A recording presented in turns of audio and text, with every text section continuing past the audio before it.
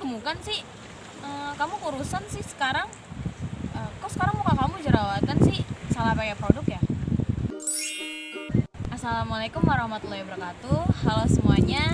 Di sini aku mau ajak kalian buat bahas sesuatu yang udah sering banget kita dengar, sesuatu yang udah familiar banget buat kita. Apa itu? Yaitu body shaming. Walaupun kalian nggak tahu tentang body shaming itu apa, pasti setidaknya kalian pernah dong dengar istilah-istilah body shaming. Nah, sebelum lanjut ke pembahasan, aku mau ngasih tahu dulu ke kalian soal basa-basi yang tadi. Basa-basi yang tadi tuh cocok gak sih kita pertahanin sampai sekarang? Basa-basi kayak tadi tuh harus kalian tinggalin, karena basa-basi kayak tadi tuh termasuk kalian lagi ngelakuin body shaming ke orang lain. Body shaming itu sendiri bisa terjadi ke semua orang. Body shaming gak hanya terjadi ke orang dewasa aja, tapi anak-anak, remaja, orang tua, semua bisa jadi korban atau bisa jadi pelaku dari body shaming itu sendiri. Body shaming sendiri mempunyai pengertian tindakan berkomentar negatif tentang bentuk fisik orang lain, tentang bentuk fisik seseorang, atau lebih singkatnya kita bisa sebut dengan bullying fisik seseorang. Nah, menurut survei dari Body Pitch Resolution yang dilakukan oleh Yahoo, terdapat 94% perempuan yang melakukan body shaming dan 64% laki-laki melakukan body shaming. Dan di Indonesia sendiri pada tahun 2018 terdapat 966 kasus body shaming di seluruh Indonesia. Dan itu kasusnya beragam. Ciri-ciri kita melakukan body shaming terhadap orang lain itu ada 4. Yang pertama, menganggap diri sendiri gemuk padahal nyatanya enggak. Contohnya kayak kita berbicara ke mereka, ke teman kita, ke saudara kita yang badannya lebih besar daripada kita, dan kita bilang kalau misalnya badan gue gemuk banget ya, badan gue kayaknya lebar banget ya, timbangan gue naik loh, berat badan gue naik loh. Padahal nyatanya tubuh kita tuh gak kenapa-napa, tubuh kita tuh baik-baik aja, tubuh kita masih kecil-kecil aja, dan orang yang kita ajak bicara itu lebih besar daripada kita. Yang kedua, menyuruh orang lain olahraga. Padahal awalnya kita nggak ngebahas tentang olahraga, tapi tiba-tiba kita nyaranin ke orang itu kalau misalnya coba deh lu ikut zumba, coba deh lu nge-gym biar badan lu bagus, biar lu agak kurusan. Itu kita lagi ngelakuin body shaming secara nggak sadar. Dan yang ketiga, membandingkan tubuh orang lain. Membandingkan tubuh orang lain di sini kayak misalnya kita ngebandingin tubuh kita sama tubuh teman kita atau tubuh saudara kita. Kayak kita bilang ke mereka gini, kayaknya kulit gue lebih cerah ya daripada lu. Terus kayak kalian ngebandingin gitu kayak, lu bukannya dulu nggak gemuk ya? Lu dulu bukannya gemuk ya? Terus kok sekarang bisa kurus banget sih? Itu kita secara nggak sadar, secara tidak langsung kita lagi ngelakuin yang namanya body shaming. Dan yang keempat, memperhatikan makanan orang lain. Contohnya kayak kita tuh lagi makan bareng-bareng sama teman kita atau sama saudara kita. Terus tiba-tiba kita bilang gini, lu kok makannya junk food mulu sih? Kok lu pesannya junk food sih? Kok lu makannya yang berminyak sih? Emang lu gak takut gemuk? Lu gak takut jerawatan? Secara gak langsung kita lagi melakukan body shaming ke mereka. Body shaming itu sendiri, body shaming itu punya beberapa objek. Yang pertama, bentuk atau ukuran tubuh seseorang. Bentuk atau ukuran tubuh seseorang di sini kayak misalnya mereka yang bertubuh besar lebih membody shaming mereka yang bertubuh kecil. Dan mereka yang bertubuh kecil sering sekali membody shaming mereka-mereka yang bertubuh besar. Nah, yang kedua ada wajah. Wajah di sini nggak bisa lepas dari kita. Kalau misalnya kita berkomunikasi sama orang lain, pasti yang kita perhatiin tuh wajahnya. Kalau kita ketemu sama orang lain, pasti kita tuh memperhatikan wajahnya. Body shaming di sini sering banget terjadi di bagian wajah, karena kayak misalnya kita lagi ngomong sama orang, terus kita bilang,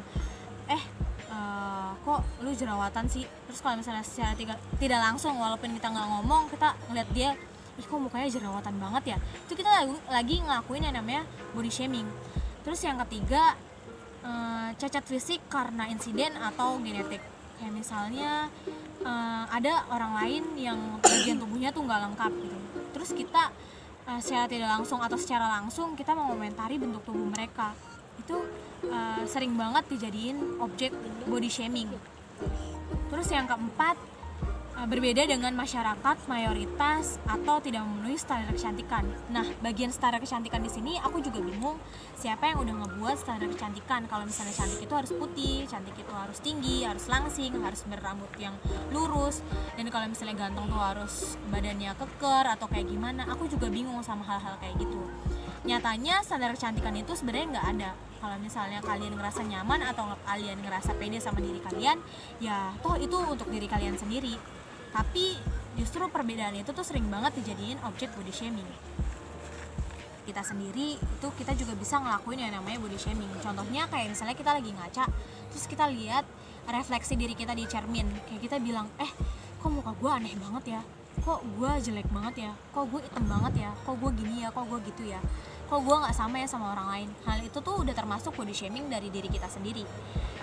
Media sosial juga berpengaruh terhadap yang namanya body shaming, dimana kita sering membody shaming orang lain lewat komentar kita di media sosial, atau kita bisa membody shaming diri kita sendiri karena kita ngelihat orang lain tuh tampak sempurna gitu. Kalau misalnya di media sosial kan apa yang kita tampilkan, apa yang dipost sama orang lain kan pasti sesuatu yang benar-benar udah mereka filter, sesuatu yang udah mereka tampilin supaya sempurna gitu. Jadi dari situ kita menuntut diri kita sendiri untuk tampil sempurna. Ya akhirnya kita jadi membody shaming diri kita sendiri. Dan body shaming di sini juga berdampak negatif pada mental health seseorang, dimana karena seringnya di body shaming, orang lain itu jadi mengalami yang namanya depresi dan stres. Mereka jadi memaksakan diri mereka untuk mengikuti kehendak orang lain, mereka mengubah diri mereka untuk menjadi sempurna, dan itu menjadi pikiran untuk mereka sendiri yang akhirnya mereka jadi depresi dan stres. Nah, body shaming juga bisa mengakibatkan gangguan pola makan atau yang disebut dengan eating disorder. Eating disorder di sini sangat berbahaya karena hal ini menyangkut dengan kesehatan diri kita sendiri atau kesehatan orang lain. Karena misalnya orang-orang yang bertumbuh gemuk, mereka sering di body shaming dengan kata-kata yang kayak misalnya lu ini diet dong, lu ubah dong pola makan lu biar lu kurusan. Akhirnya mereka jadi mengubah pola makan mereka dan mengakibatkan mereka mengalami yang namanya eating disorder. Dan mereka-mereka yang badannya kurus, mereka sering di body shaming dengan kata-kata kayak lu kurus banget sih, lu harusnya banyak makan dong, lu kurang gizi ya. Akhirnya mereka mengubah pola makan mereka dan mengakibatkan diri mereka terkena eating disorder. Nah, di sini aku punya beberapa tips yang bisa kalian lakuin untuk kalian yang sering kena body shaming atau untuk kalian yang sering nge-body shaming diri kalian sendiri. Pertama, bersyukur atas apa yang ada pada diri kalian sendiri. Kayak misalnya kalian bisa bersyukur misalnya kalian punya tubuh gelap, kulit gelap. Nah, kalian bisa bersyukur dengan walaupun kulit gue gelap tapi gue masih dikasih kesehatan kok. Terus kalau misalnya kalian yang kulit yang berjerawat, kalian masih bisa bersyukur karena kalian mungkin masih bisa berprestasi dengan cara kalian bisa bikin konten make up, tutorial make up atau tutorial hijab. Dan yang kedua, kalian harus bisa lebih menerima dan mensyukuri, menerima apa yang ada pada diri kalian aja. Kalian gak boleh maksain atau kalian gak boleh nyakitin diri kalian sendiri. Dan yang ketiga, ciptakan inner support untuk melawan inner bully. Nah, inner support ini contohnya kalau misalnya kalian lagi bercermin, kalian bisa ngomong ke diri kalian sendiri kalau misalnya lu tuh cantik kok, saya cantik, saya ganteng, saya nggak aneh. Nah, itu kalau misalnya kalian ucapin secara berulang-ulang, hal itu bisa menjadi kepercayaan buat diri kalian sendiri. Dan yang keempat, mengubah pola pikir kalian. Pola pikir ini ke sesuatu yang kalian percaya, dan kalau misalnya orang lain mengucapkan sesuatu yang bertentangan, kalian pasti nggak akan percaya hal itu. Contohnya kayak misalnya kalian ngucapin ke diri kalian sendiri kalau saya nggak aneh, saya tuh baik-baik aja, saya cantik. Dan yang kelima, selektif dalam memilih pesan di media sosial. Kalau misalnya kalian ngelihat pesan-pesan di media sosial kalian udah mulai aneh dan udah mulai menjerumus ke yang namanya body shaming, tolong kalian tinggalin hal-hal kayak gitu, dan kalian harus bisa memilih ke akun-akun yang mengajarkan kalian untuk lebih mencintai diri sendiri, untuk menghargai diri sendiri dan menghargai orang lain. Nah, dari video yang udah aku sampaikan di sini, aku mau ngasih tahu ke kalian, buat kalian yang sering banget nge-body shaming orang lain, tolong stop body shaming orang lain, karena nggak semua orang bisa tahan dengan ucapan kalian, dengan body shaming kalian. Mungkin ada beberapa orang yang malah bisa merubah dirinya menjadi lebih baik lagi, mengubah dirinya menjadi tampilan yang baru, tapi nggak semua orang kayak gitu. Ada mereka-mereka yang malah berujung depresi, stres, dan bisa mengakibatkan mereka bunuh diri karena body shaming yang kalian lakukan. Dan kalian yang di body shaming, kalian harus bisa lebih bersyukur atas apa yang ada pada diri kalian, dan kalian nggak harus ngedengerin omongan-omongan orang lain yang buruk tentang diri kalian. Kalau misalnya kalian ngerasa nyaman sama diri kalian, kalian pede sama diri kalian, ya udah, itu kan hak kalian, bukan hak orang lain, bukan urusan mereka. Tapi bukan berarti kalian jadi nyepelein yang namanya ukuran tubuh atau apapun. Kalian harus bisa ngejaga ukuran tubuh kalian dengan cara kalian olahraga atau makan makanan sehat tanpa harus menyakiti diri kalian sendiri. Dalam Al-Quran atau dalam hadis-hadis udah banyak banget ayat atau hadis yang mengajarkan untuk kita bersyukur.